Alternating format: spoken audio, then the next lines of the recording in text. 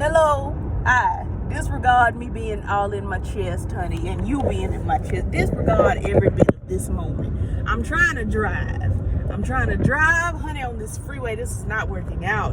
And I'm trying to, don't disregard the gray hair on the side of my head. I was trying something. It's not important. What's important is that I can't, why is my car slowing down, baby? It's cruise control means to control the cruise. Honey, what? Oh, because I accidentally hit the button. That was my bad. Fully my bad. Let me get out these people way. Hey, it's me. Just dropping in for a little quick Real Housewives of Potomac, honey. I ain't watched I ain't reviewed like an actual review in a minute. I gave y'all that little piece with my mama. I guess that was last week, child. Who knows? But anyway, this past week's episode, I didn't take note the first.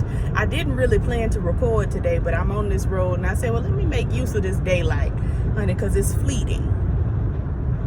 It's fleeting, like a lot of my friends probably are right now. So we have a girls' trip. I'm not going in order because, again, I didn't take notes. I didn't care. We got a girls trip. Before we even get to a girls trip, we see, because Candace is organizing this trip, we see Candace's husband say, hey, Candace, can you invite Ashley to the function? And she like, no. I sure cannot. Now, mind you, a couple weeks ago, they had the I Finally Sold My Mama house party, and for some reason, Candace, quote unquote, forgot to invite Ashley once again. So they don't like each other. There's beef. There's beef on the table. So anyway, husband is like, can you please invite Ashley? Just be nice. And Candace is like, no.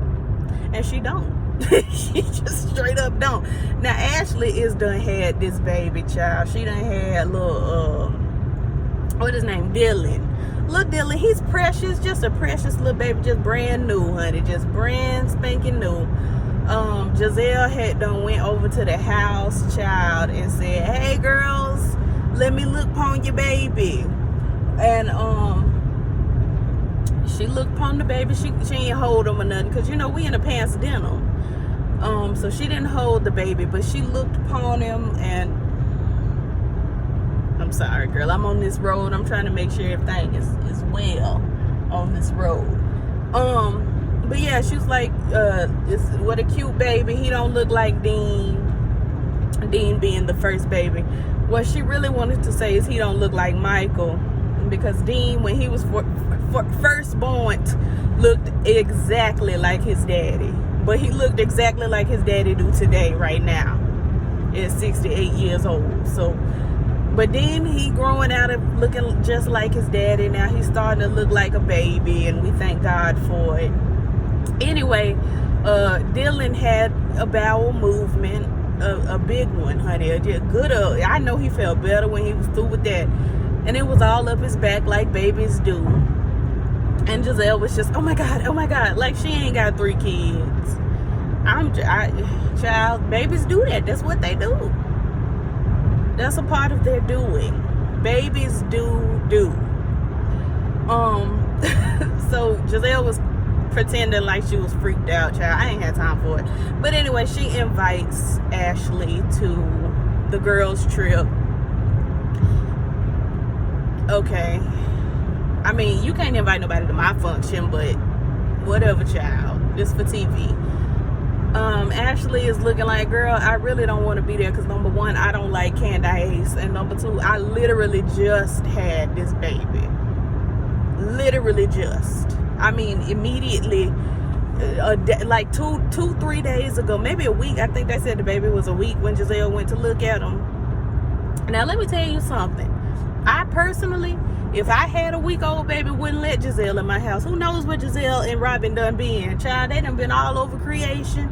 Child, carrying on and all of this and that. And the third. This, that, and the third. Everywhere. And then you got production in your house around your brand new baby, child. Wouldn't be me. We would have sat out the season. They got money anyway. Why is y'all back on this season? We ain't gonna, well, we might forget about y'all in the season, but you come back and remind us. I wouldn't have had all these folks around my fresh baby, but you know, whatever. Anyway, so yeah, Giselle invites Ashley to this function, child. They going out to someplace in Virginia, but it's beautiful. But Giselle think it's gonna be a mess, child. I don't know. I don't care. We see Mia and her husband's grandbaby looking children, because he's so old. My God, he is like, he don't look bad, but he just is seasoned. He is seasoned. His grandchildren are older than his children. I believe his grandchildren are older, at least than the last two. I really do, because at some point Mia said that her grandchildren live in some other city, but she didn't say my children.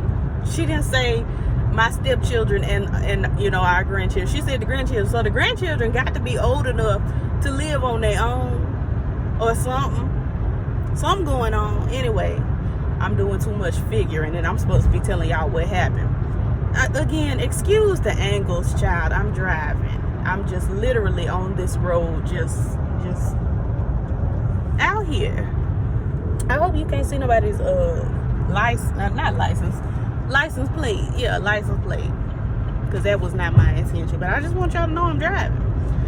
I wouldn't lie to you. Actually, I could have just done that. You could literally see the road getting by me. Anyway, also, I am not bald. I have hair. I cut my, you know, I love to give the sides an old shave, an old nasty shave. So I gave that, but that has nothing to do with these house heifers. So back to the heifers. They at the picnic, Mia and the kids and them, and at some point Mia asked her oldest son, "Hey, do you think I work too much?" And he was like, "Yes, I do. I would like to spend more time with my mother." And she was like, "Well, listen, back in the day, my mama and I had a terrible relationship, and I just think it's great that I'm looking at you in your face right now. Go play with your brother." And I'm like, what's the point of asking him if you're not gonna stop working, or if you're not gonna give him whatever? I don't care. Anyway, at some point, Mia went to eat with Giselle and Robin without Karen, like they asked her to. And I'm like, now you done did all of this carrying on, and here you go doing exactly what they told you to do. I'm not, ooh, honey, you is speeding. Y'all see him getting by me? You better get on by, child. I'm speeding. These folks is speeding out on this road. Child, listen. Anyway, lost my train of thought.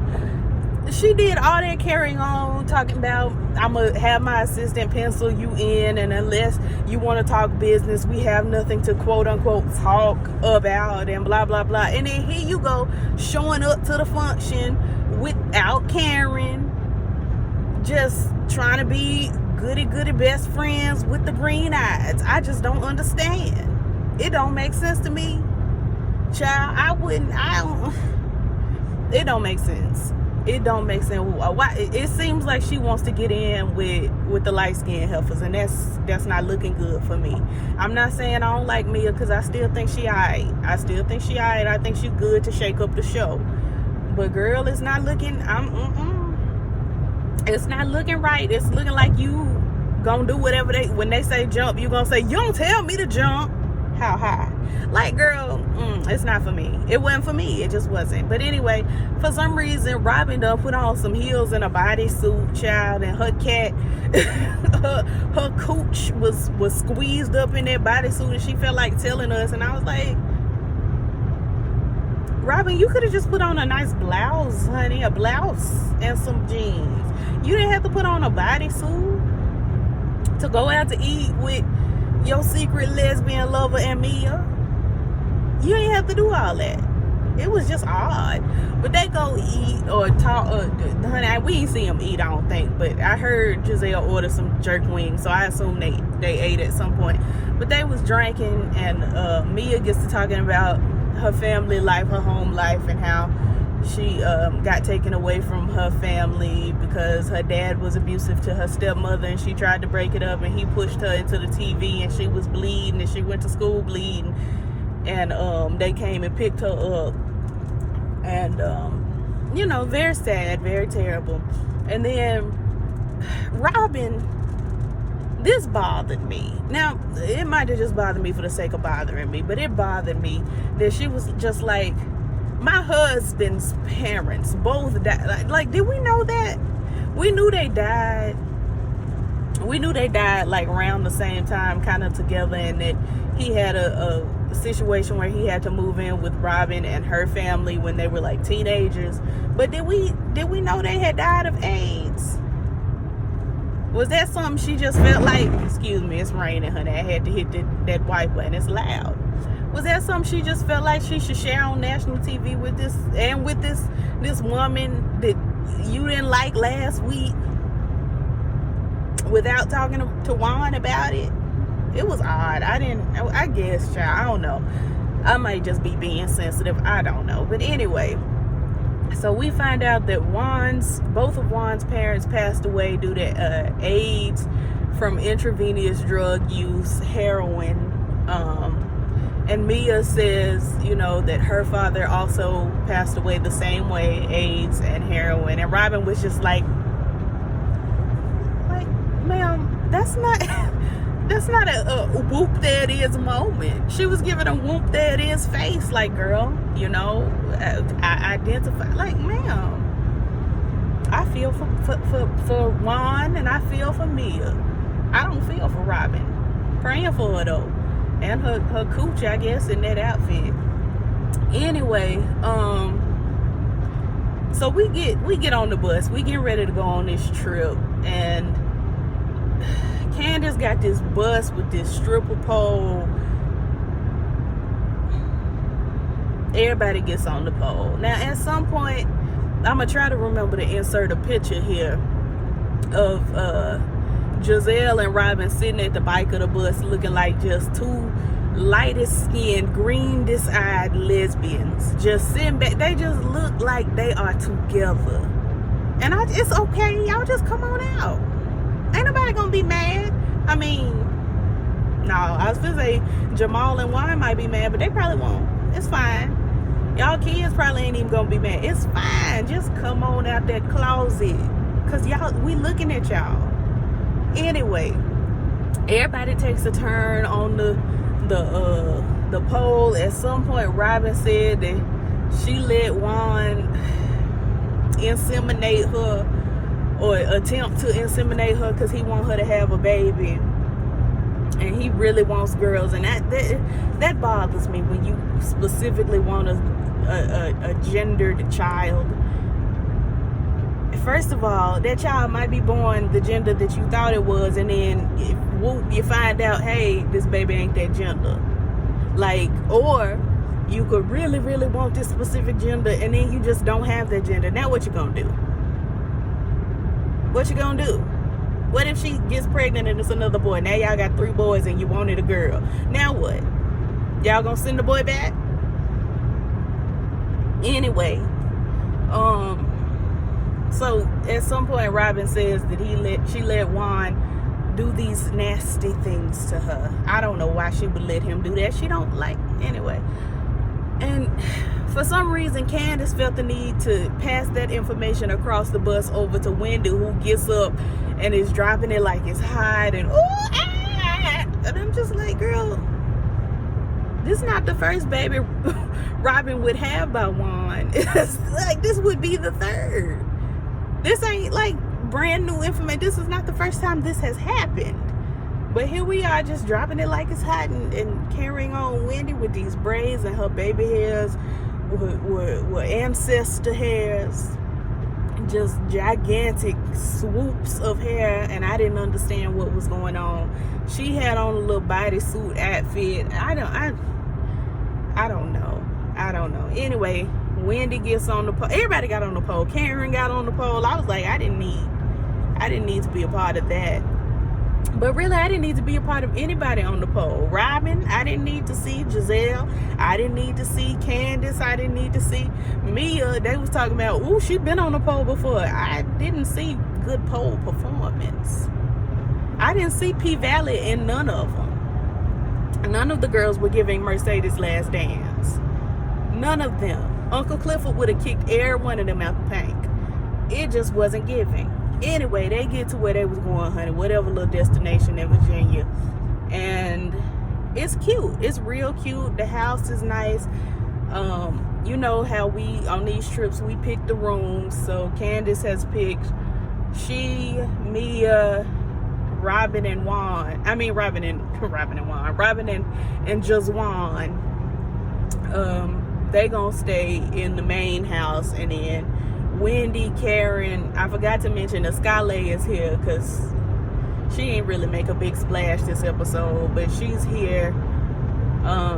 Wendy, Karen, Skyle, and who am I missing? I feel like I'm missing somebody. Maybe I'm not. They're gonna take the guest home, which is also very nice. Whatever. So we get to the place. Everybody goes and they pick their rooms. I'm sorry, my arm tied, child. I had to rest it. Everybody goes and picks their rooms. For some reason, Robin and Giselle don't just automatically go and pick rooms right beside each other or the same room. To be honest, they need to just go on and stay in the same room. Y'all not fooling nobody. Just stay in the same room. It's fine. But at some point, honey, Glizzy leans over to Robin and says, I wish you were upstairs with me. And Robin immediately says, Mia, I'm taking your room and you will be taking the downstairs because I might get some coochie. Like, that's really what she was giving. It was just like, why? Y'all can't just walk up and down the steps to say hey to each other. Why y'all got to sleep beside each other in separate rooms? Hazard reported ahead. Now, you didn't have to do all that. You didn't have to give me... I hope y'all ain't hear all that, honey. I got my Waze app on. Anywho, like, if y'all can't sleep one upstairs, one downstairs, y'all may as well just go and sleep in the same room, because I'm not understanding what the difference is between sleeping in separate rooms on separate floors and sleeping in separate rooms on the same floor. Y'all sleeping in separate rooms. Am I losing my mind? Like, why y'all wouldn't just stay in the same... If y'all want to be so close... Hazard reported ahead. Stay in the same room. Or don't. Whatever. Anyway, at some point, child, Glizzy says, does anybody want to offer anyone else an apology? And everybody looking like, apology for what? Who apologizing? Anybody want to give an apology? Like, they was just, everybody was looking around, and Karen finally was like, are you talking to me? And for some reason, I don't understand why either one of them would require an apology, because number one, Glizzy did not say Ray should be dead. Like, I tell y'all, if I feel like Glizzy has done something heinous. Glizzy didn't say, I'm going to murder Ray this evening at 7 Central. Like, she didn't say that. She was just like, girl, he'd be dead and gone before I look a mess. Like, that's not wishing death on nobody, number one. Number two, Giselle, why do you need an apology from a heifer that didn't have a binder? Why would you need an apology from the heifer that did have the binder? Because you antagonized Monique to the point that she felt like she had to go ahead and call up the homosexuals to get details on you. And you really need to be looking at your stylist, because the homosexuals get together and talk, honey, and I'm almost certain that Monique's gay brother got with your hairstylist and got some details. But whatever, child. Anyway, I'm not understanding, and I don't care. Long story short, Karen will be stepping away at some point to be named the best the best Western, girl. I don't know. I don't care. Anyway, that was the episode. Like, comment, subscribe if you want to. If you don't, child, that's your business. 100% your business. And I'll see y'all whenever. Peace.